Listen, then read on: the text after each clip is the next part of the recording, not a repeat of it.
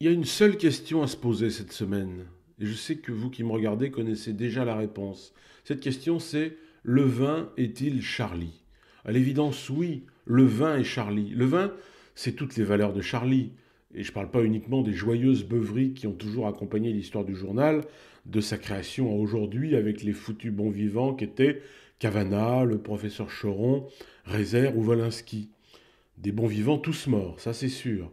Mais ça c'est juste parce que la mort a un sens de l'humour assez limité et très personnel. Si surtout le vin est Charlie, c'est bien parce que le vin rassemble les hommes, remplit les cœurs de joie et pas de haine, nous invite au partage et à la découverte d'émotions, nous fait nous tourner vers les autres. Bref, toutes les qualités qu'on a envie de retrouver chez nos frères humains, à partager autour d'une bonne bouteille et pas d'une Kalachnikov ou d'un lance-roquette. C'est pas plus compliqué que ça. C'est pour ça que finalement, de plus en plus, l'humanité se divise en deux grandes catégories. Il y a ceux qui boivent du vin et ceux qui n'en boivent pas. Alors après, c'est vrai que dans cette seconde catégorie, il y a des sous-groupes. On va excuser ceux qui n'y ont pas accès pour des raisons historiques, culturelles ou économiques. Il y a ceux qui n'aiment pas ça.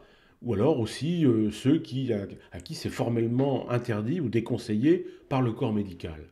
Après, il y a tous les autres, sans amalgame bien sûr, mais vous avez vu, chez Daesh ou Al-Qaïda, c'est sûr et certain, ils boivent pas de vin, même pas du vin de voile, ou alors en cachette du prophète.